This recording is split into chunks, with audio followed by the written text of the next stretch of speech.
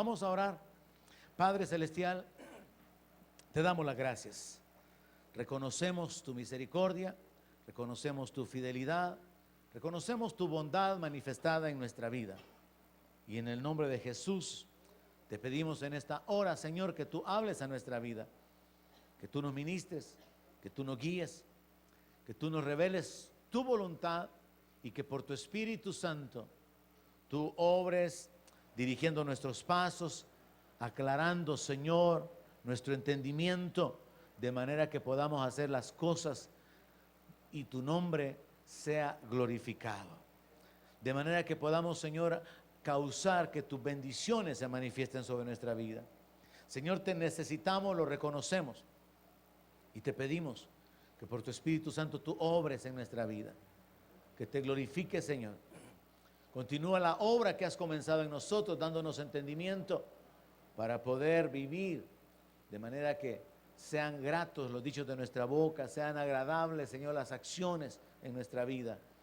En el nombre precioso de Jesús, te lo pedimos, Señor, y te damos las gracias por la libertad que tenemos de estar en este lugar. Gracias, Padre, en el nombre de Jesús. Amén. Gloria a Dios. Quiero comenzar con el libro de Génesis capítulo 6 y poner en su mente la idea de lo que sucedió antes del diluvio, porque quiero enfocarme esta mañana con relación a la transformación que Dios quiere obrar en nuestra vida, y cada uno de nosotros tiene que reconocer cuál es la voluntad de Dios, la provisión que Dios ha hecho y alinearse pues con esa voluntad, de manera que Dios reciba toda la gloria y nosotros podamos caminar bajo su bendición y bajo su respaldo. En el libro de Génesis capítulo 6 leemos que se comenzaron a multiplicar sobre la faz de la tierra los hombres, y que los hijos de Dios vieron que las hijas de los hombres eran hermosas, tomaron para sí mujeres escogiendo entre todas. Y dijo Jehová: no contenderá mi espíritu con el hombre para siempre, porque ciertamente él es carne, mas serán sus días 120 años. Aquí no podemos tomar esa posición, al menos no doctrinalmente, no personalmente, de que se trata de ángeles teniendo relaciones con las hijas de los hombres, porque los ángeles son seres asexuales, aunque son como del género masculino, pero ellos no se reproducen. Ellos no son capaces de poder engendrar, porque Dios no los creó con esa capacidad. Entonces tenemos que entender que aquí está hablando de la genealogía de Set, de los hijos de Dios, y está hablando de la genealogía de Caín, que son los hijos del malo, por así decirlo, o los hombres naturales, los hombres de pecado. Entonces Dios dice: no voy a contender mi espíritu con el hombre para siempre, porque ciertamente él es carne, mas serán sus días 120 años. Dice que había gigantes en la tierra en aquellos días, y también después de que se llegaron los hijos de Dios a las hijas de los hombres, y les engendraron hijos. Estos fueron los valientes, que desde la antigüedad fueron varones de renombre. Hay algunos pastores por ahí que sostienen que este verso declara que la raza humana se degeneró y que los gigantes nacieron como resultado de esa mezcla de ángeles con seres humanos, en este caso con las mujeres. Pero hay realmente muy pocas escrituras que podrían validar esa teoría, y habría que torcer completamente esta escritura, porque aquí dice que ya había gigantes en la tierra en aquellos días y también después. O sea que los gigantes no nacieron cuando los hijos de Dios se mezclaron con las hijas de los hombres, sino que ya habían. A partir de ahí se comienza a caer esta teoría. Pero usted tiene que saber sobre eso. Existe esa teoría, esa posición doctrinal de que hubieron ángeles caídos que vinieron a la tierra y que tuvieron relaciones sexuales con mujeres, y que a partir de ahí la raza humana se corrompió. Pero como repito, habría que torcer esta escritura, y no hay versos en la Biblia que puedan respaldar más esa teoría. Así que todo se queda como teoría. Ahora, en lo que yo quiero enfocarme es en el verso 5. Y vio Jehová que la maldad de los hombres era mucha en la tierra, y que todo designio de los pensamientos del corazón de ellos era de continuo solamente el mal. Y se arrepintió Jehová de haber hecho hombre en la tierra, y le dolió en su corazón. Y dijo Jehová: raeré de sobre la faz de la tierra a los hombres que he creado, desde el hombre hasta la bestia, y hasta el reptil, y las aves del cielo, pues me arrepiento de haberlos hecho. Y esta es la base entonces para el diluvio. Este es el escenario previo para que sucediera el diluvio, en el cual Dios trajo destrucción sobre toda la tierra, y según la palabra de Dios se salvaron solamente 8 personas. Solo se salvó Noé con su esposa y los 3 hijos de Noé con sus esposas. Así que yo quiero conectar esta escritura del Antiguo Testamento con nuestro tiempo presente y con lo que sucedió ya en el Nuevo Testamento, porque podemos tomar esto como base. Cuando Dios vio que la maldad de los hombres era mucha sobre la tierra, Él tomó una decisión. Él tomó la decisión de volver a comenzar, cortando de sobre la tierra a todos los hombres perversos, cortando o destruyendo a toda la raza humana, excepto a Noé, que según el verso siguiente halló gracia delante de los ojos de Dios. Entonces Dios decide comenzar con esta pareja y con sus hijos lo que antes se había iniciado ya con Adán y con Eva, pero que termina acá de esta manera, en que la maldad se había multiplicado sobre la tierra. Ahora quiero que comience a reflexionar sobre esto. ¿Qué habría pasado si cada vez que la maldad se multiplicara, Dios estuviera cortando la gente de la tierra? O sea, piense qué pasaría o cómo estuviéramos si cada cierto tiempo Dios hubiera estado cortando a la gente de la tierra y buscando de nuevo una pareja, buscando de nuevo un hombre de fe para poder volver a comenzar. O hagámoslo más contemporáneo. ¿Qué hubiera pasado en El Salvador al ver Dios tanta maldad, tanta violencia, tanta cosa que aquí se ha dado? Y Dios dijera: voy a cortar a todos los pecadores, voy a traer juicio sobre todo El Salvador. Por poner un ejemplo, como en nuestro país, ¿cuántos se hubieran salvado, hermano? ¿Cuántos habrían escapado de la ira? Entonces lo que yo quiero que vea es esto, que en el Antiguo Testamento vemos a Dios obrando, trayendo juicio. Lo hizo sobre Sodoma y Gomorra.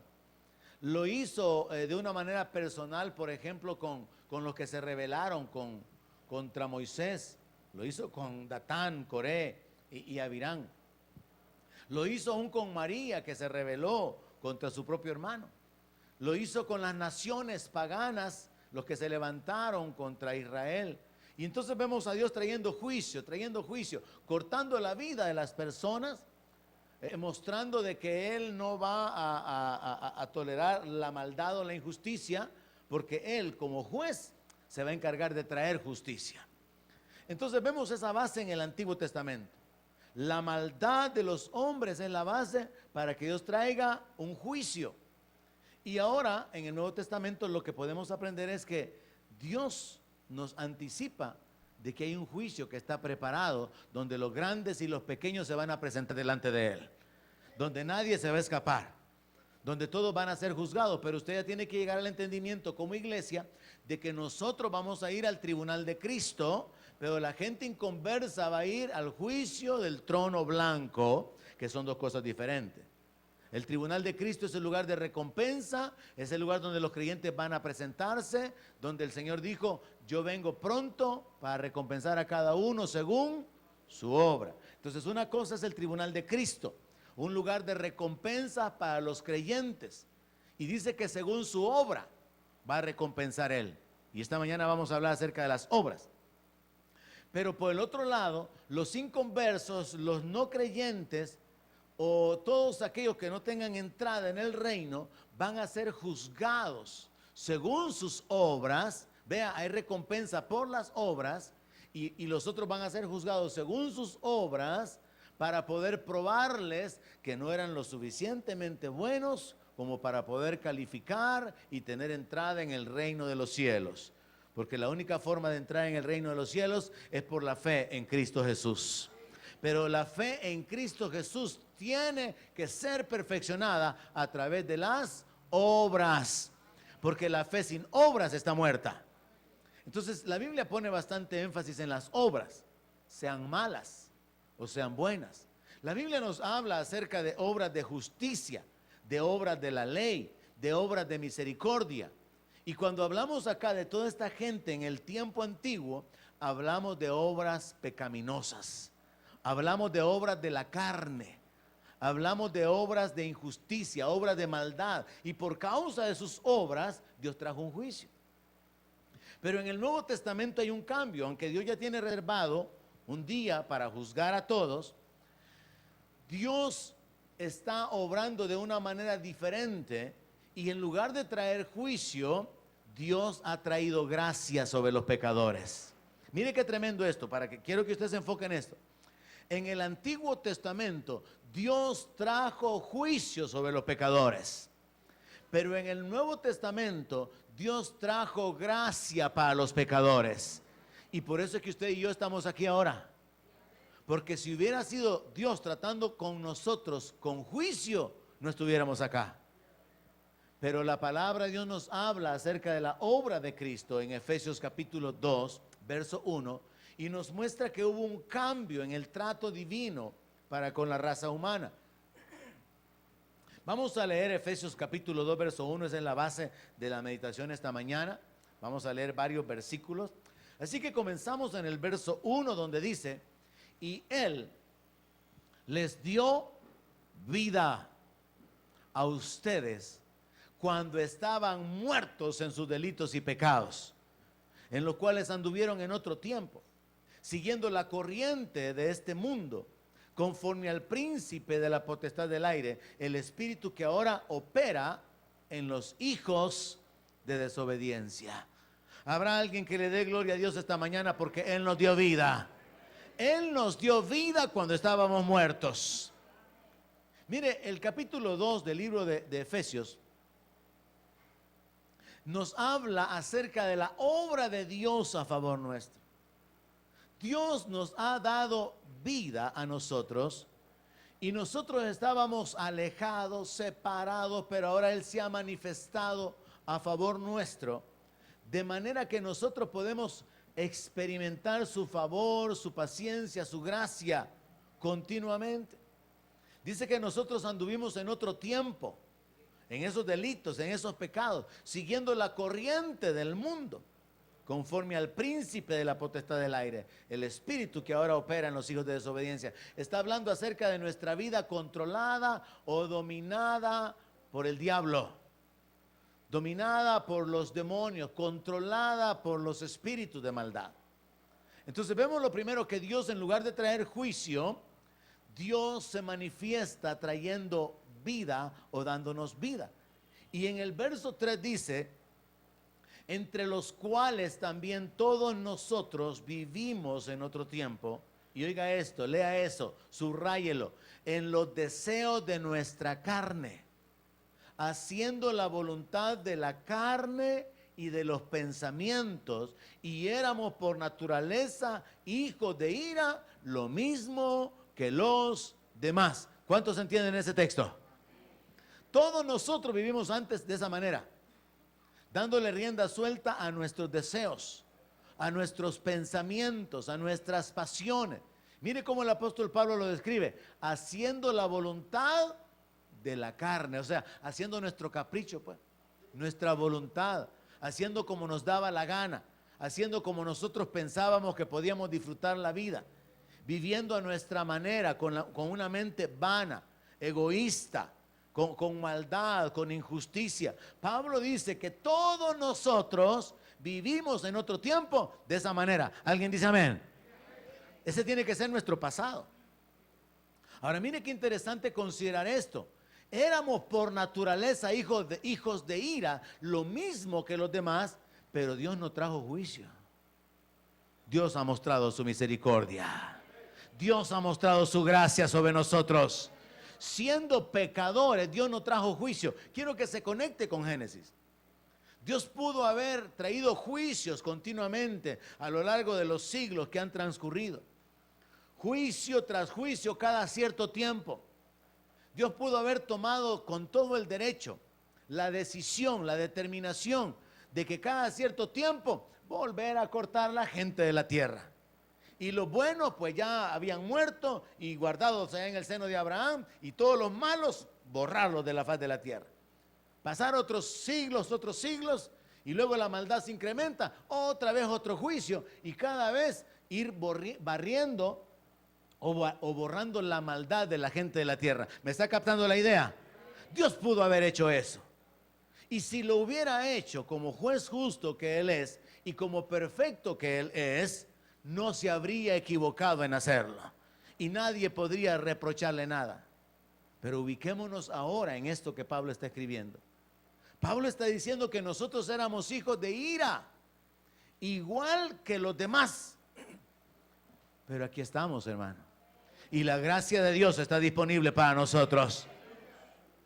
Porque Dios decidió no tratar con nosotros por medio del juicio. Dios decidió tratar con nosotros a través de la sentencia, a través del castigo, a través de la muerte. Dios decidió tratar con nosotros a través de su amor, a través de su paciencia. Y entonces el apóstol Pablo continúa desarrollando esta idea en el verso siguiente, y él dice que Dios, que es rico en misericordia, digan amén, Él es rico en misericordia, por su gran amor con que nos amó, aun estando nosotros muertos en nuestros pecados, nos dio vida juntamente con Cristo. Mire cómo lo pone el apóstol Pablo. No dice nos va a dar vida. Y este es un conflicto en la mente de muchas personas. Los evangélicos dicen que son salvos. No, la Biblia dice que somos salvos. Yo no digo que soy salvo. Jesús dijo, el que cree en mí ha pasado de muerte a vida. Yo no soy el que lo digo, la Biblia lo dice. Yo creo lo que está escrito en la palabra. Y en la palabra está escrito lo que Jesús dijo. Y Pablo también habla acerca de que Él nos dio vida. Y luego le agrega la idea para que se conecte. Dice que Él nos dio vida juntamente con Cristo. Por gracia somos salvos. Verso 6. Y juntamente con Él nos resucitó. Cuando Cristo resucitó, hermano, potencialmente se estableció la resurrección de todos los que creyeran en Cristo.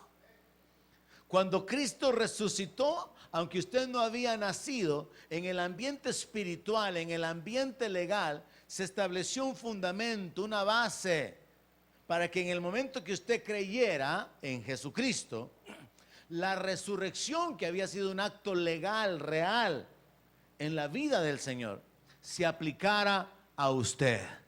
Así que usted resucitó juntamente con Cristo. Legalmente, espiritualmente. Cuando Cristo resucitó, usted también resucitó. No había nacido, pero Dios no tiene problema con el tiempo, ni con el pasado, ni con el futuro, porque Él vive en la eternidad. Y cuando Cristo resucita, Él es el grano que cae en tierra para poder dar vida en abundancia. Él es el grano de trigo que cae en tierra, que tiene que morir para producir vida a millones de personas. Entonces el apóstol Pablo enseña la doctrina de que somos salvos por gracia. Enseña la doctrina de que el creyente ya tiene vida, que el creyente ya resucitó, pero también le agrega la doctrina conectada con la autoridad del creyente y dice, así mismo nos hizo sentar en los lugares celestiales con Cristo Jesús. Usted está sentado juntamente con Cristo. Esto significa que usted tiene una posición de autoridad. O sea, la doctrina apostólica es que el creyente que era un enemigo de Dios, el creyente que antes era un pecador, que antes era un hijo de ira, ahora es un hijo de Dios, ahora tiene vida, ha resucitado y el Señor le ha dado una posición de autoridad. Esa es la verdad de la doctrina apostólica. El asunto es que hay que despertar a esta realidad, hermano. Porque nos puede suceder estar oyendo Biblia, estamos oyendo Biblia, pero no despertamos a la realidad de cómo actuar de acuerdo a la palabra. Solo esa frase, que nos hizo sentar en los lugares celestiales con Cristo Jesús. ¿Dónde está sentado Jesús? A la diestra del Padre. Y a Él le pertenece todo dominio, toda autoridad. Su nombre es sobre todo nombre. Él tiene todo el poder, sobre todo principado, potestad, que se nombra en este siglo y en el venidero. Ahora conecte con esa revelación o esa realidad de que usted está sentado con Él. Usted está sentado con Cristo en lugares celestiales. Eso nos habla de autoridad. Esto nos habla de una vida diferente, en la cual antes éramos enemigos de Dios, viviendo según nuestros deseos, según la voluntad de nuestra carne, pero ahora somos hijos de Dios, perdonados, adoptados, herederos, también dice Pablo a través del libro de Gálatas, y aquí dice, sentados juntamente con Cristo en los lugares celestiales. Toda la iglesia en el mundo tiene que despertar a esa realidad. A usted le ha sido dada autoridad, hermano. Hay una autoridad que usted probablemente no está ocupando. Y esto nos habla de un cambio de posición. Una autoridad que puede ser usada en su propia vida, para el dominio de sus pasiones, para la sujeción de su propia naturaleza, pero también una autoridad para poder resistir al diablo, para poder deshacer las obras del diablo, para ayudar a las personas, para ser canales de bendición para con las personas. A usted le ha sido dada autoridad, pero hay que despertar a esa realidad para poder ejercerla, para poder saber cómo es que tenemos que vivir usando nuestra autoridad. En el verso 6 dice, juntamente con Él nos resucitó, nos hizo sentar en los lugares celestiales juntamente con Cristo Jesús. Y en el 7, para mostrar en los siglos venideros las abundantes riquezas de su gracia, en su bondad para con nosotros en Cristo Jesús, porque por gracia sois salvos por medio de la fe. Y esto no es de vosotros, pues es don de Dios, no por obra para que nadie se gloríe. Mire, ¿por qué Dios decidió ya no traer juicio? ¿Por qué Dios tomó la decisión de que aún siendo hijos de ira, no tomó ese esquema que me acabo de inventar y de plantearles, de que cada cierta cantidad de años traer juicio sobre la tierra, de una o de otra manera, traer mortandad sobre la tierra, una plaga sobre la tierra y que se mueran todos los seres humanos y volver a repoblarla comenzando con un grupo pequeño o con una pareja? ¿Por qué Dios determinó ya no traer juicio? ¿Por qué Dios, después de que trajo el diluvio, le mostró el arco iris a Noé y le dijo que esa era la señal del pacto, de que nunca jamás él iba a volver a inundar la tierra o a destruir la tierra con agua? Aquí nos dice por qué. Nos está diciendo el apóstol Pablo en el verso 7, que para mostrar en los siglos venideros las abundantes riquezas de su gracia en su bondad para con nosotros en Cristo Jesús. Dios es rico en misericordia. Dios es amor, pero también es fuego consumidor. Él trata con el pecado, Él trae juicio sobre el pecado. Pero qué bueno que la palabra de Dios dice que la misericordia triunfa sobre el juicio. Y Dios con su misericordia ha tratado con nosotros. Dios no trajo juicio sobre nosotros. Dios ha mostrado su misericordia sobre nosotros. Dios ha mostrado su paciencia, su bondad. Dios ha mostrado su gracia. Y si estamos aquí es por la gracia de Dios. Y una de las mejores cosas que podríamos hacer, hermanos, es no menospreciar la gracia. Porque hay muchos creyentes que están menospreciando la gracia de Dios. Hay muchas personas que están menospreciando la gracia de Dios, en el sentido de que Dios ha sido paciente, no ha dejado que el enemigo los destruya. Personas que han vivido lejos de Él, o personas que han vivido aparentemente con una religión o moralmente buenas, pero que no lo han honrado ni han servido para sus propósitos. Dios ha sido paciente, esperando que se acerquen, esperando que se vuelvan, esperando que se constituyan en parte de su pueblo. Dios ha sido paciente con cada uno de nosotros. Y la gracia de Dios está disponible para cada uno de nosotros. Y tenemos que tener cuidado de no menospreciar la gracia de Dios. Así que en el verso 7 se nos dice por qué Dios ya no continuó trayendo un juicio sobre la humanidad. Para mostrar en los siglos venideros las abundantes riquezas de su gracia en su bondad para con nosotros en Cristo Jesús. O sea que Dios nos salvó, hermano, por medio de la fe, para mostrar en el futuro que Él es grande en misericordia, para mostrar su carácter, para mostrar su naturaleza. Dios determinó no tratar con juicio al hombre, sino tratarlo con misericordia, tratarlo con gracia, tratarlo con amor. Y aquellos que no reciban la gracia, a aquellos que no reciban su amor, que no reciban o experimenten su bondad, entonces juzgarlos al final por medio de sus obras y mostrarles que en su reino no pueden entrar, porque sus obras no son lo suficientemente buenas como para poder ser dignos de entrar en el reino. Entonces vemos acá que Dios está revelando su carácter. Dios está mostrando su misericordia, su gracia, y con el fin de mostrar las abundantes riquezas de su gracia en el futuro, en los siglos venideros, dice el verso 7, es que Dios nos ha salvado. Así que usted tiene que estar establecido en base a esto. Dios ya lo salvó. Usted es salvo por gracia, es lo que dice el verso 8. Porque por gracia sois salvos por medio de la fe. Y esto no es de vosotros, pues es don de Dios. No por obras para que nadie se gloríe. Nosotros llegamos a entender que un mensaje fundamental de la iglesia evangélica o de los evangelios es que la salvación no se puede obtener a través de una buena conducta, a través de las buenas obras. La salvación no se puede obtener acumulando años de una vida sin pecar, sino que la salvación solamente se puede obtener por la fe en el Señor Jesucristo. Pero mi fe en el Señor Jesucristo me va a llevar o a impulsar a seguirle.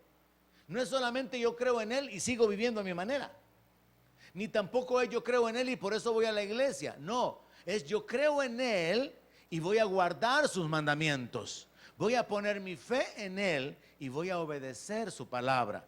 Voy a ser un hacedor de su palabra. Y eso nos lleva a las obras.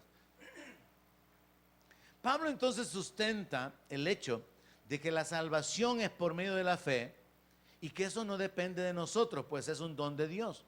Algunos interpretan este texto de una manera equivocada diciendo que el don de Dios es la fe, pero lo que es el don de Dios es la salvación, porque la salvación es un regalo de Dios que se obtiene por medio de la fe en el Señor Jesucristo.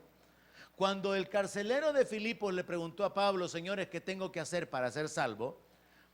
Pablo le contestó, cree en el Señor Jesucristo y serás salvo tú y tu casa. Algo que por cierto no es una promesa de Dios como algunos dicen, fue una palabra de ciencia. Pero vemos que el punto es, para poder ser salvo hay que creer en el Señor Jesucristo. Esa es la base. Y todos nosotros entendemos eso claramente, pero tenemos que recordarlo para que enfoquemos nuestra vida.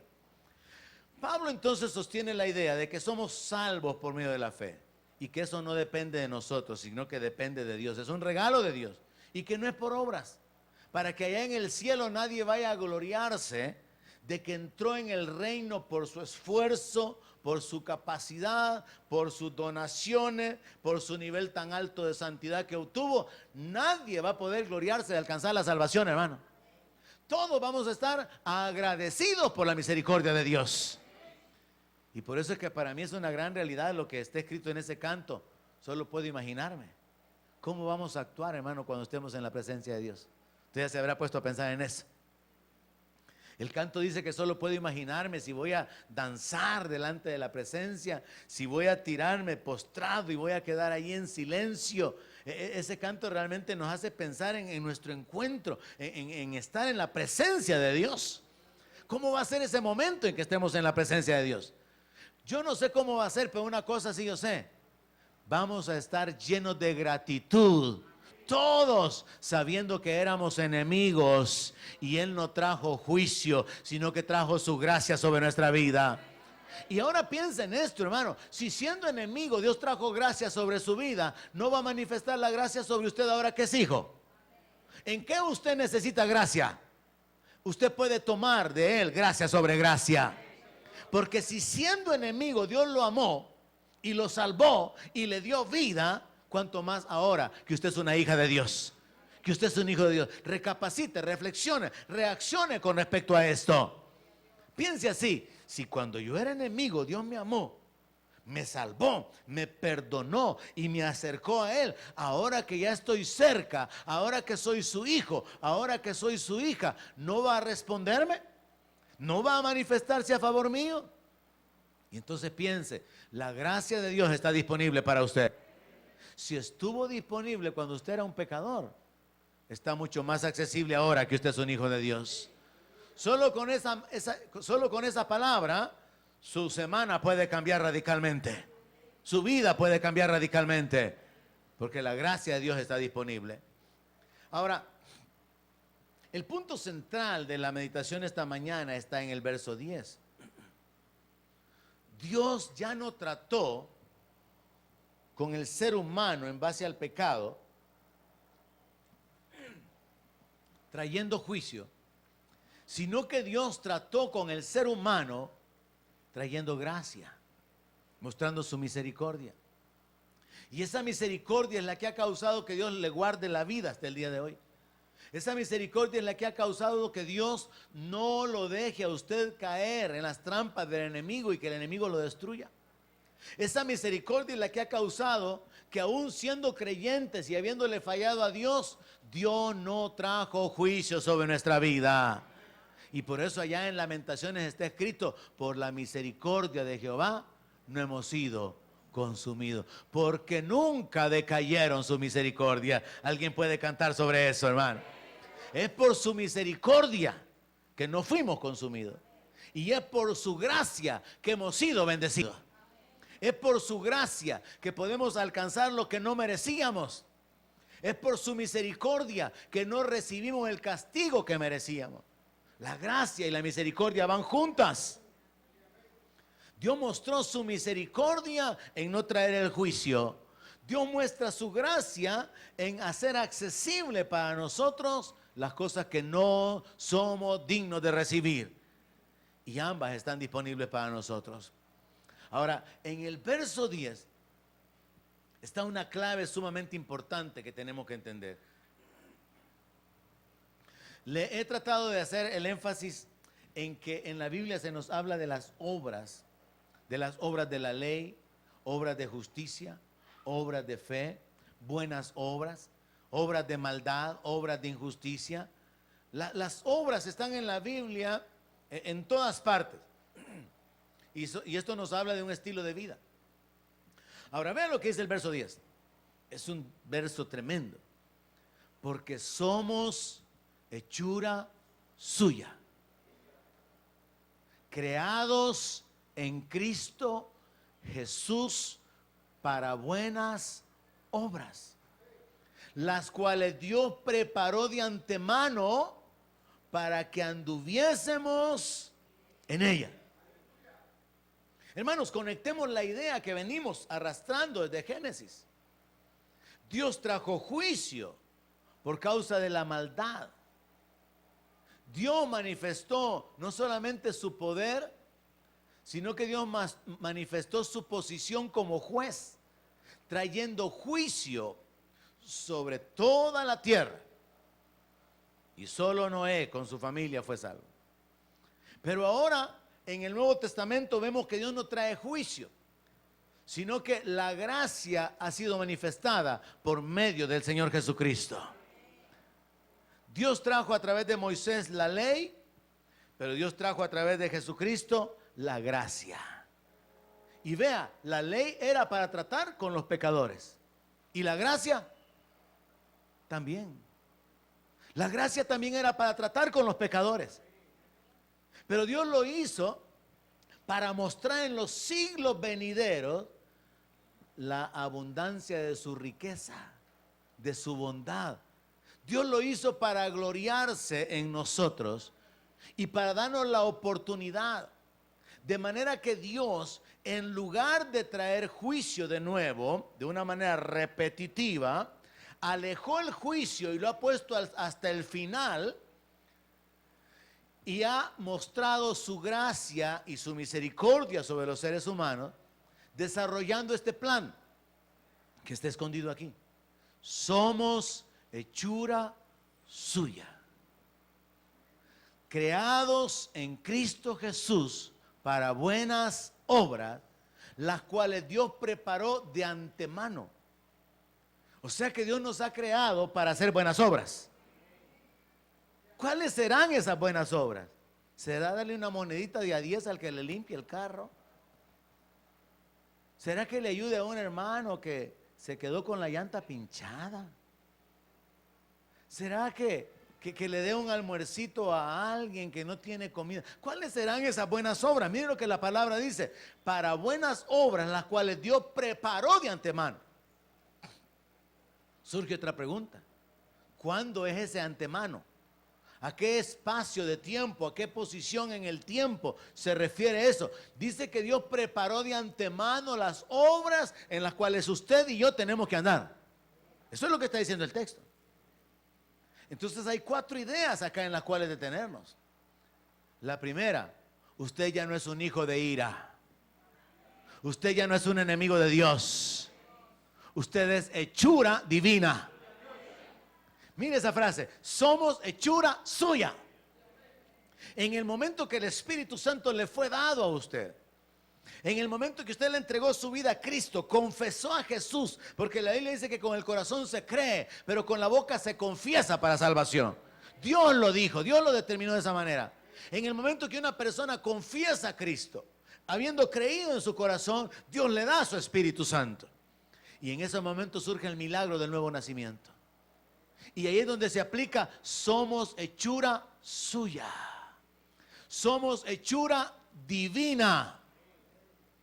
Mire, a mí me encanta una porción o una versión inglesa que lo traduce de otra manera y dice: porque somos la obra maestra de Dios. Me encanta esa versión. Somos the masterpiece. Somos la obra maestra de Dios. Dios vio al hombre caído, un pecador, un enemigo, pero Él dijo: con mi gracia lo puedo transformar. Qué tremendo, hermano, ver que en el Antiguo Testamento Dios vio a los pecadores, vio la maldad, la violencia, asesinato, toda clase de pecados sexuales, toda clase de depravación, y Dios dijo: voy a raer de la faz de la tierra a los hombres. Pero ahora en esta dispensación, ¿qué es lo que pasó? Dios miró la maldad y dijo: voy a mostrarles mi gracia y los voy a transformar y los voy a convertir en nuevas criaturas y los voy a hacer parte de mi pueblo y los voy a adoptar como mis hijos. Pero muchos no hemos entendido qué significa ser hijos. Y entonces nos quedamos con la religión, nos quedamos con el maquillaje de ir a la iglesia, pero los mismos vulgares para hablar, los mismos tramposos sin pagar impuestos, los mismos con malos pensamientos y con actitudes carnales, que es de donde venimos supuestamente, según el texto que estamos leyendo al principio. Porque dice que todos nosotros vivimos en otro tiempo en los deseos de nuestra carne, verso 3. Se supone que nosotros vivíamos así. Se supone, ¿verdad? Que vivíamos así. Pero ahora ya no. Ya hemos sido limpiados. Ya hemos sido comprados. Ya hemos sido rescatados de nuestra vana manera de vivir, la que recibimos de nuestros padres. Entonces vea cómo el Señor va obrando y cómo Pablo viene revelando el plan de Dios y el trato de Dios. Que siendo hijos de ira, hijos de desobediencia y habiendo vivido en nuestros deleites, en nuestra carnalidad, haciendo las obras de nuestra carne, Dios muestra su gracia para transformarnos. Un aspecto muy importante que hay que entender en el trato de Dios con el hombre es este. Hermano, Dios no está desesperado por llenar el cielo de pecadores. Dios no está queriendo salvar a medio mundo solo para mostrar que Él es bueno, solo para mostrar su misericordia. Dios está interesado en la transformación del ser humano. Y por eso en el Antiguo Testamento a los malos, a los perversos, los condenó y trajo juicio. Pero ahora Dios está interesado en una transformación del ser humano, de manera que tiene que haber una clara, pero muy clara diferencia entre un creyente y un mundano. Tiene que haber una gran diferencia, pero no así bien religiosa de mirar a los pecadores así con los ojos bien abiertos. No, una gran diferencia en cuanto al estilo de vida personal y también en cuanto a sus relaciones. ¿Cómo usted tiene que mirar a los pecadores? Con misericordia, porque Dios tuvo misericordia de nosotros.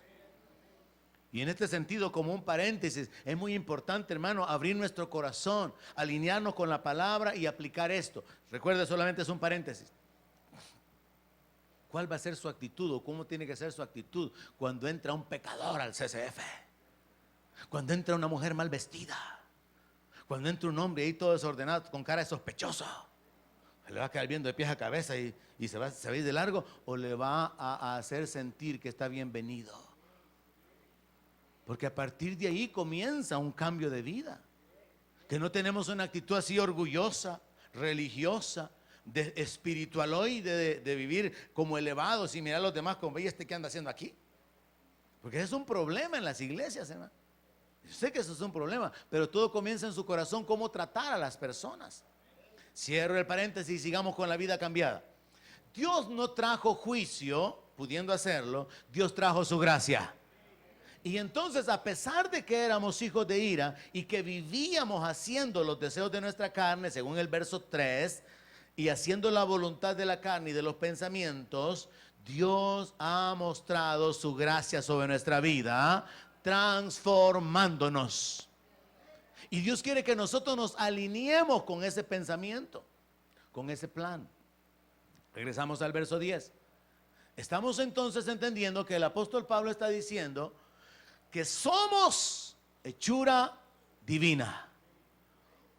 Usted y yo deberíamos de dar una camiseta que dijera: hecho por Dios, hecho por la mano de Dios, fabricado con el Espíritu de Dios. Mire lo que dice la palabra: somos hechura suya. Y luego dice: creados en Cristo Jesús. O sea que fuimos creados en Él, conectados con Él, no independientemente de Él. Él es nuestra fuerza, Él es nuestra fuente, Él es nuestra vida, Él es nuestro todo. La Biblia dice que en Él estamos completos. Entonces ubíquese, fuimos creados en Él. Dios puso a Adán en un jardín, pero Dios ha puesto al creyente en Cristo. Reciba eso en su espíritu. Dios puso a Adán en un lugar donde habían ríos, habían huertos, también se describe que había oro del bueno, pero Dios ha puesto al creyente en Cristo. Usted está en Cristo. Usted fue creado en Cristo, y en Cristo hay una posición de seguridad para usted. Hay una posición de gloria. Hay una posición de honor para usted.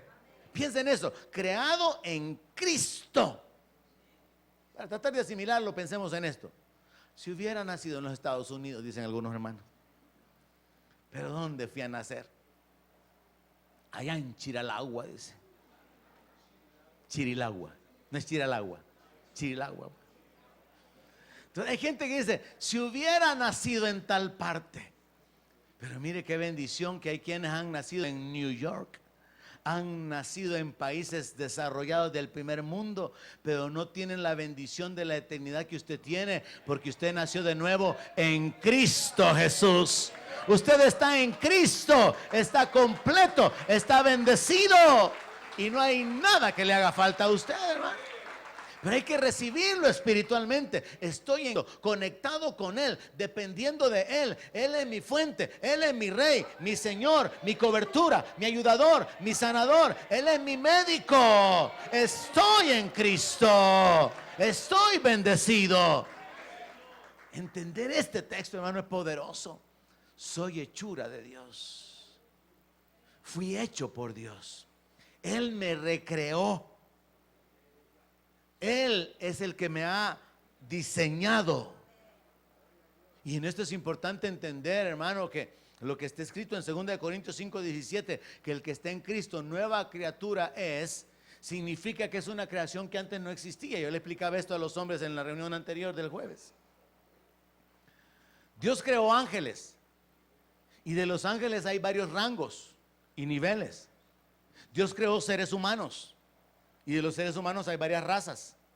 Luego Dios creó los animales y luego los vegetales y luego la creación mineral. Es todo el rango de la creación de Dios. Y qué interesante la diversidad que hay en cuanto a la creación de Dios.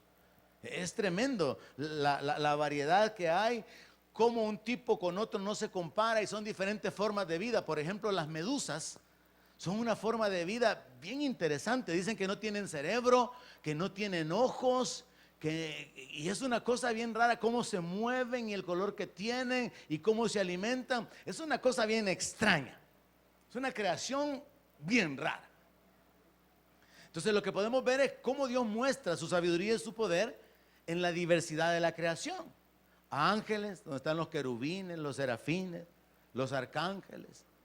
Luego los seres humanos, donde están los africanos, los asiáticos, los latinos, los europeos, los españoles. La diversidad de razas. Y luego los animales, y de cada animal, solo de perros, ¿cuántas razas hay, hermano? Dios mostrando su sabiduría y su poder. Ahora bien, 2 Corintios 5:17, de modo que si alguno está en Cristo, nueva criatura es. Una nueva criatura significa una creación que no existía antes. No es ángel, no es humano. ¿Qué es? Es hijo de Dios. Mirad cuál amor nos ha dado el Padre, que seamos llamados hijos de Dios. A los suyos vino y los suyos no le recibieron, mas a los que le recibieron, a los que creen en su nombre, les dio potestad de ser hechos. Oiga eso, ser hechos una nueva criatura.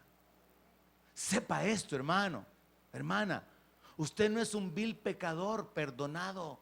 Usted es un hijo de Dios. Usted es una nueva creación.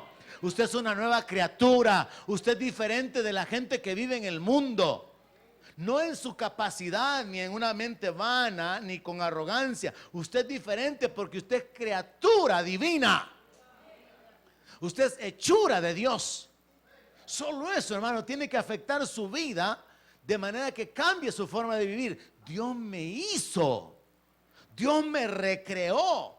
Dios no solamente me perdonó, borró mis pecados. No solamente dijo, te voy a considerar mi hijo. No, Dios nos recreó. Dios pudo haber hablado desde el cielo y decir, voy a perdonarlos a todos allá abajo. Ya no me voy a olvidar de sus pecados. Pero Dios no hizo eso. Envió a su hijo a morir por nosotros. Y derramó su sangre para perdonarnos. Pero envió su espíritu para regenerarnos. La iglesia tiene que caminar con esa verdad de la regeneración.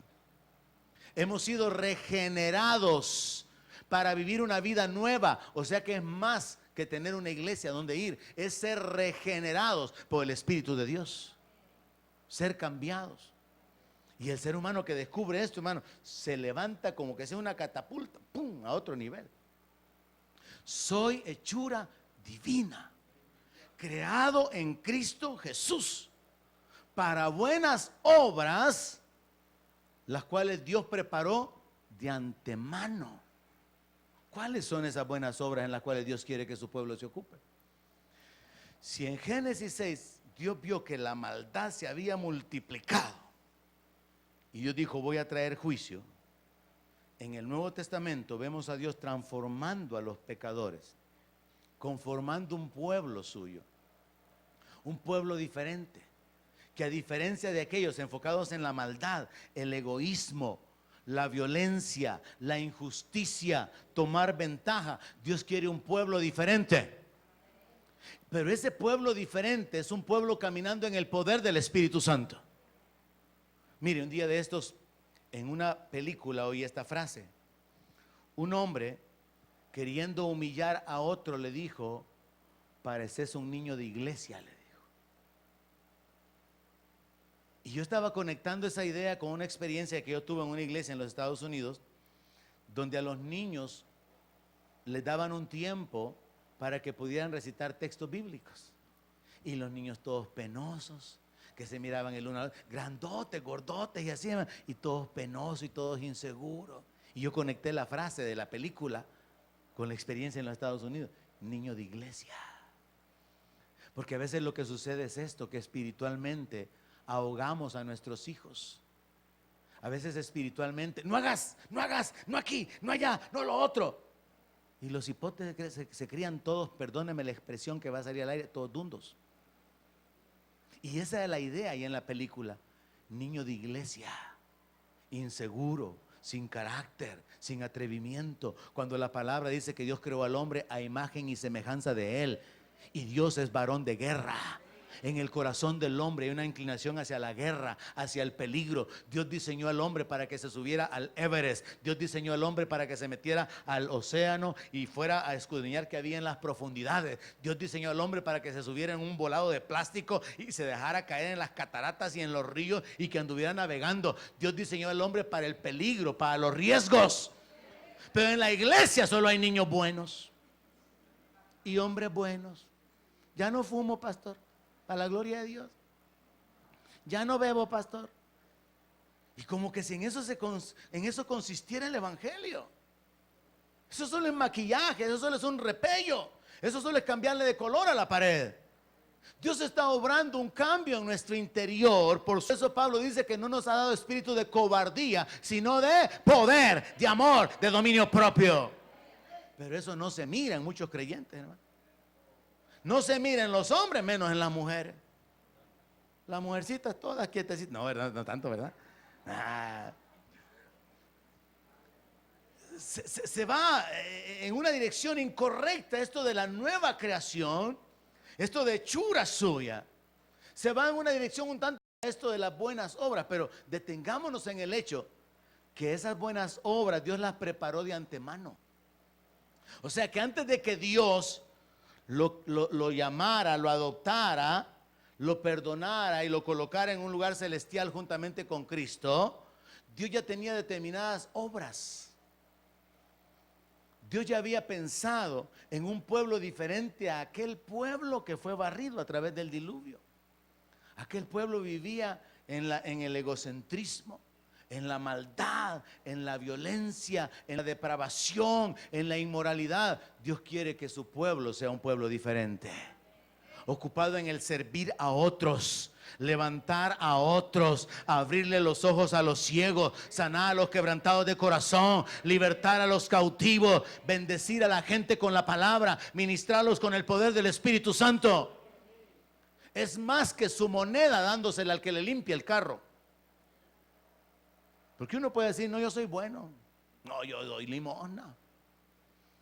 Uno puede decir, no, si yo hago buenas obras. Yo cuando veo un cieguito, yo me paro al carro y dejo que pase y le saco la mano al que viene allá para que no lo vaya a pasar llevando. Yo tengo cuidado. Si un perrito, yo no me lo echo, yo paro, yo soy bueno. ¿Cuáles son sus buenas obras, hermano? Si usted tuviera que pasar un examen ahorita y le dijeran, escriba 25 buenas obras que usted ejecuta continuamente. Número uno, voy a la iglesia. Número 2, saludo al pastor. Número 3, le tiro suave la pedrada al chuchito del vecino. ¿Cuáles son sus buenas obras? La Biblia habla mucho acerca de buenas obras, hermano. Mire, Tito capítulo 2, verso 13. Aguardando la esperanza bienaventurada y la manifestación gloriosa de nuestro gran Dios y Salvador Jesucristo. Así es como nosotros vivimos, amén. Aguardando la manifestación gloriosa de nuestro Señor. Pero vea el verso siguiente. Quien se dio a sí mismo por nosotros para redimirnos de toda iniquidad y purificar para sí un pueblo propio, celoso de buenas obras. El Señor no murió para que usted ande repartiendo moneditas de 10 centavos en la calle. El Señor no murió para que usted dejara de ser mal hablado, para que usted comenzara a hacer cosas buenas. Sí, papi, es que están pidiendo que compres esta lista en el colegio. Toda te la voy a pagar, hija. ¿Cuánto es? $2. Aquí están, hija. Bien bueno el hermano. ¿Cómo colabora con el colegio? Si esas son las buenas obras, hermano. Si esas son las buenas obras. Mire lo que el apóstol dice. El Señor se dio a sí mismo por nosotros para comprarnos, rescatarnos del poder del enemigo, de toda la iniquidad, del dominio del diablo, del poder del pecado, y para purificarnos, santificarnos, limpiarnos, para que fuéramos constituidos para Él, un pueblo propio. Dios quiere un pueblo propio. En Génesis el juicio vino y aquella gente murió. Pero en el Nuevo Testamento el Hijo vino y la gracia se derramó. Y un pueblo comenzó a ser levantado. Un pueblo que tiene que ser transformado. Dios no está interesado solo en la salvación del hombre. Dios está interesado en la transformación del hombre. Y Dios está interesado en la comunión del hombre con Él. Entonces no es solamente ser salvado, hermano. Es ser transformado, es ser cambiado. Dios habló de un corazón nuevo, de quitar el corazón de piedra y poner un corazón de carne. Dios habla de vestirnos de entrañable misericordia. Dios habla de de tener una actitud de servicio, de humildad. Él dice, aprendan de mí que soy manso y humilde. Génesis 6, Dios decidió barrer con todos. Nuevo Testamento, Dios decide derramar su gracia para que usted cambie. Dios quiere un pueblo celoso, celoso de buenas obras, que esté inclinado, que esté inquietado para poder servir, para ser de bendición, para llevar vida, para llevar esperanza, para llevar consuelo, para animar a los desanimados. La Biblia dice que Jesús anduvo sanando y haciendo bienes a los oprimidos por el diablo. ¿A cuántos oprimidos por el diablo usted está ayudando? Ahí está el asunto de la reflexión buenas obras. Las buenas obras se enfocan, hermano, en las acciones espirituales que usted ejecuta a favor de otra persona, explicarle el evangelio, sacarlo de la confusión religiosa, liberarlo de la posesión, de la opresión, de la depresión que el diablo le está causando. Con la palabra traer sanidad a su corazón porque ha sido herido, ha sido lastimado, lo han hecho pedazos. Pero esas buenas obras, que son las que Dios preparó de antemano, la iglesia las ha dejado de un lado porque no ha entendido ni siquiera el hecho de que Jesús habla acerca de recompensar a cada uno según su obra, y que de una manera bien clara, directa, Él dice que son benditos aquellos que fueron a la cárcel a visitar a los que estaban presos, que son benditos aquellos que fueron a visitar al que estaba enfermo. Mire, yo le voy a dar un consejo. Nunca, pero nunca de los nunca, se lamente, se queje o exprese su malestar porque no lo han ido a visitar cuando usted esté enfermo, si usted no anda visitando enfermos. ¿Alguien me oyó? No estoy en el cementerio, ¿verdad? No. Nunca, pero nunca usted salga hablando y que molesto y que enojado, que ni vienen a verme, si usted no anda visitando enfermos. Porque usted está tan ocupado en sus cosas que usted no tiene tiempo para ir a visitar a alguien que esté enfermo. Entonces no ha sembrado. ¿Y cómo puede cosechar? Amén. Ese es como le digo yo a algunos hermanos: cuando usted se muera, ni espere que lo vayan a llevar, que lo acompañen a enterrarlo. Porque nunca lo he visto en un entierro. Hay una hermana aquí que sí, premio hay que darle. Ya todos saben quién es. Esa hermana ni van a caber los que quieran cargar la caja. Ya todo el mundo, ya está, todo el mundo sabe quién es. Pero hay unos hermanos que ni visitan a los enfermos, ni mucho menos están pendientes de las necesidades o de que alguien esté en la cárcel o que alguien esté en problemado. Y las buenas obras, pues. Ah, no, yo mi familia, pastor, yo mi mujercita, mis hijos. Y eso hasta ahí nomás. Y eso es todo. Qué poquito. Creo que hay mucho más que se puede hacer. Tito capítulo 3, verso 1. Pablo le escribe a Tito y le da una instrucción que yo podría haber tomado así como literalmente para poder compartirle sobre las obras. Y dice Pablo a Tito: recuérdales que se sujeten a los gobernantes y autoridades. Mire, tenga cuidado, no hable mal de la policía o de los policías. Si hay malos elementos, deje eso en las manos de Dios. Es lamentable que cristianos andan maldiciendo, enjuiciando. Yo he reprendido a creyentes cuando por ejemplo me dicen, no, es que lo que sucedía es que pues sí, como íbamos por ahí iba y como ahí estaban unos perros. Es una forma de las despectivas para referirse a los policías. ¿Qué dice la palabra? El pueblo creado en Cristo Jesús es un pueblo diferente.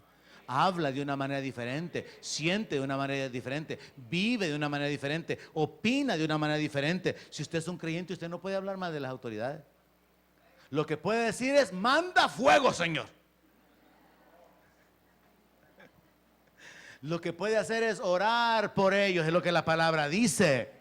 Lo que puede hacer es clamar para que el juicio de Dios venga sobre los malos, sobre los perversos. Pero usted no tiene ningún derecho de maldecir, ni de enjuiciar, ni de señalar. Eso le corresponde a Dios. Amén. Entonces Pablo viene y le dice a Timoteo, recuérdales que se sujeten a los gobernantes y a las autoridades, que obedezcan. Y luego le dice que estén dispuestos a toda buena obra. La Biblia habla mucho acerca de las obras, hermano.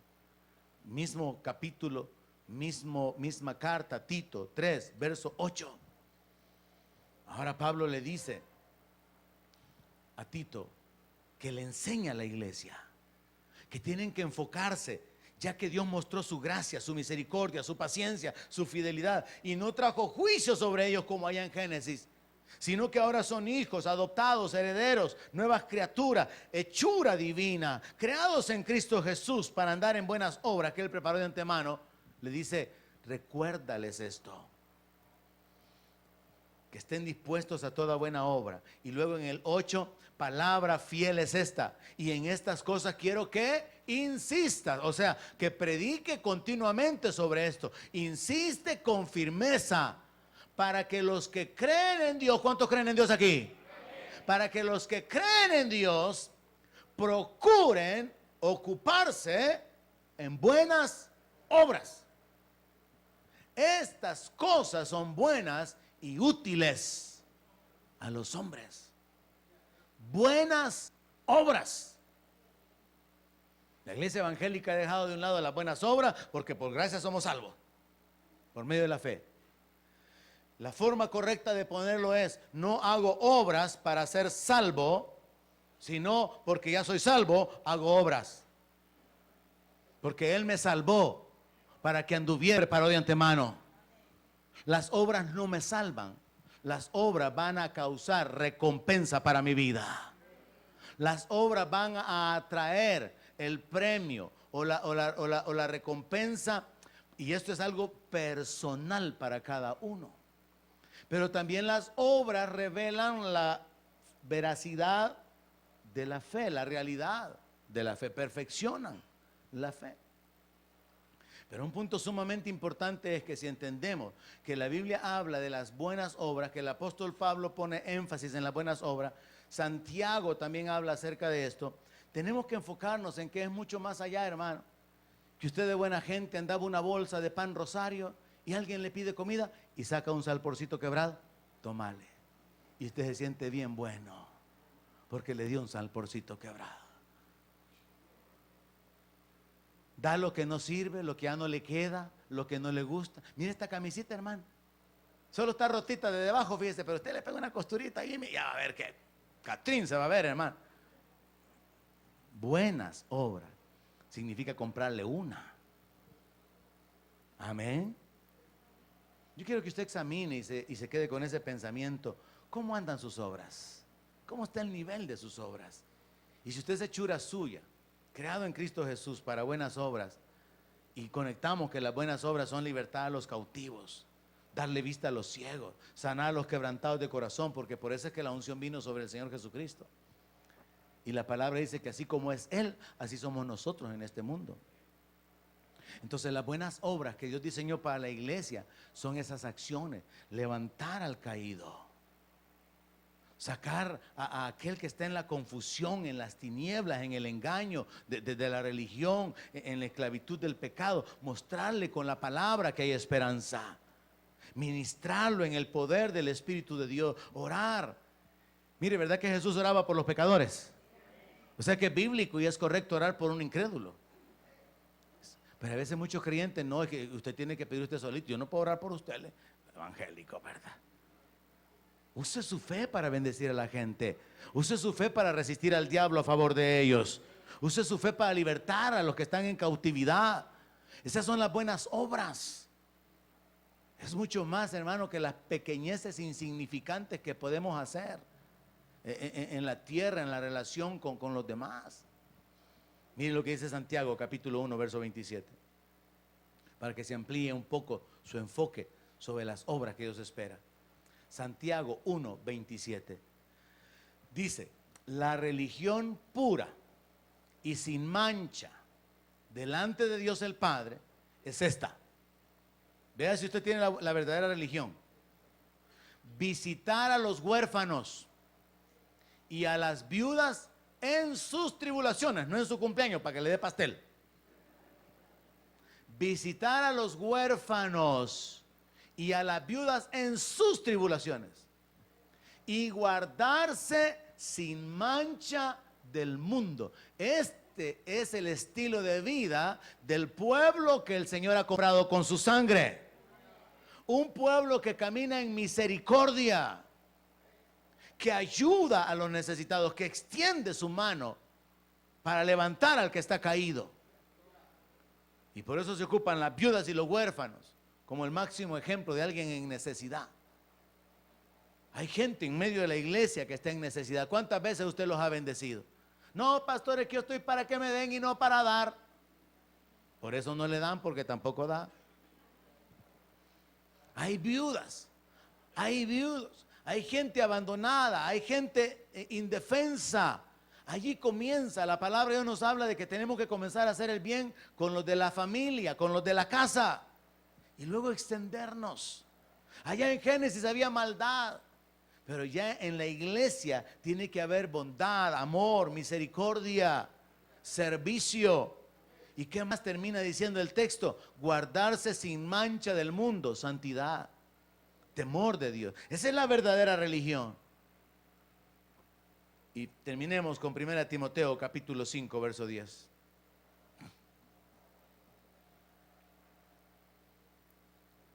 La Biblia contiene muchas escrituras conectadas con las buenas obras. Y yo quisiera que usted saliera de aquí con este pensamiento: soy hechura de Dios, creado en Cristo Jesús, para que ande en buenas obras, porque para esto Jesús se entregó, para redimir un pueblo propio. Y entonces conéctelo con Génesis. En Génesis vino el juicio por causa de la maldad, pero en el Nuevo Testamento la gracia vino por la misma maldad, pero con un propósito diferente. Y piensa en esto: el diablo va a tratar de mantenerlo a usted enfocado en su necesidad, sus problemas, sus dificultades. Pero yo le aseguro algo: independientemente de su condición económica, de su nivel académico, de su condición de salud, independientemente de todo, siempre hay maneras en que usted puede ser un canal de bendición para otros. Siempre. Lo que pasa es que hay que disponerse para hacerlo. El apóstol Pablo decía que él estaba derribado pero no destruido, como empobrecido pero enriqueciendo a muchos, como moribundo pero dando vida. Esa es la realidad espiritual. Por el Espíritu Santo que mora en usted y por la palabra que usted conoce, usted puede hacer la buena obra de libertar a alguien que está cautivo en el pecado, que está cautivo en la ignorancia, que está cautivo bajo el poder del diablo. Son las buenas obras a las cuales Dios nos ha llamado, para las cuales Dios nos ha capacitado. Está bien, continúe dando limosna, es bueno. Está bien, continúe haciendo el bien. Pablo habla sobre esto en el libro de Hebreos, que no hay que olvidarnos del hacer bien, del servicio mutuo. Dice que son sacrificios agradables a Dios, pero trate de elevarse a otro nivel, hermano, y piense, reciba este texto esta mañana: soy hechura de Dios, creado en Cristo Jesús para buenas obras que Él preparó, ideó, pensó antes de que yo fuera salvo. Y esas buenas obras tienen que ver con alcanzar a la gente herida, a la gente lastimada, la gente confundida, o como le dijo el Señor a Pablo, para que abran los ojos de los ciegos. Son buenas obras, hermano. Guiar a la gente a Cristo, llevarle a la gente el bálsamo de la palabra, llevarle esperanza y sobre todo ministrarlos en el poder del Espíritu Santo. Atrévase a orar por la gente que está en necesidad, no importa que no sean evangélicos. Atrévase a imponer manos sobre ellos y a bendecirlos. Y espere que el Dios de los cielos se mueva y se manifieste. Entienda eso esta mañana. Usted es una nueva creación. Ya no es un ser humano común y corriente perdonado. Usted es un hijo. Y el hijo queda arriba de los ángeles. Porque ¿a cuál de los ángeles dijo Dios jamás: mi hijo eres tú? Entender, hermano, el plan de redención, entender lo que Dios ha preparado para nosotros, es algo que nos cuesta mucho por la falta de diligencia, por la falta de sensibilidad en nuestro corazón. Pero Dios quiere colocarnos en una posición junto con Cristo, y Cristo está arriba de todo principado, de toda potestad. Y nuestra posición es ahí junto con Cristo, como hijos de Dios, en comunión con Él.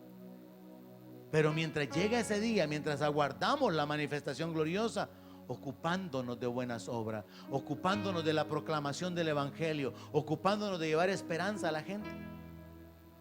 Sí hay que seguir haciendo estas obras. 1 Timoteo 5:10,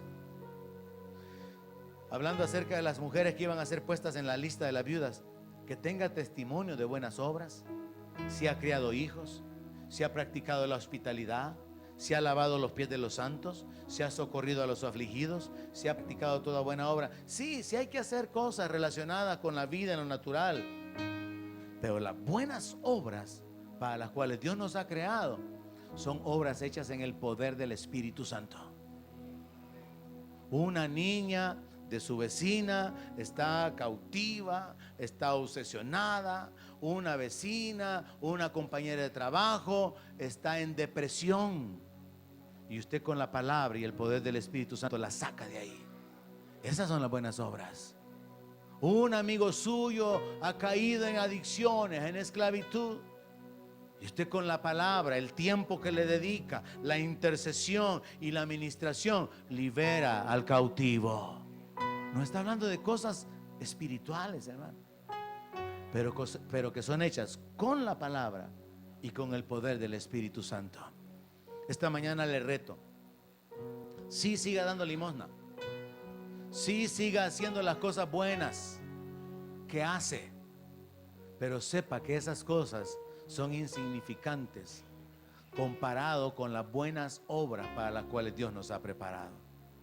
Póngase de pie. Concluimos y le pedimos a Dios que nos ayude sobre esto. ¿Se imagina usted toda una congregación ocupada de libertar cautivos, de abrir ojos de los ciegos, de sacar a la gente del engaño, de la confusión, de sanar a la gente quebrantada, de sacar a la gente de la depresión? ¿Se imagina usted una congregación movilizándose de esa manera? Pero el diablo los ha detenido. Mientras usted se pone a pensar en sus deudas, sus problemas, no tiene tiempo, tiene sus propias necesidades. Pero Dios nos creó para buenas obras. Dios nos diseñó con un propósito. Así que enfóquese y pidámosle a Dios esta mañana que Él nos ayude para que podamos hacer su voluntad. Porque antes hacíamos nuestra voluntad. Antes vivíamos conforme a los deseos de la carne. Pero ahora tenemos que aprender a vivir procurando hacer la voluntad de Dios, conociendo su palabra y con el respaldo, la ayuda de su Espíritu Santo. Oremos sobre esto. Donde mi palabra sea su alimento, allí quiero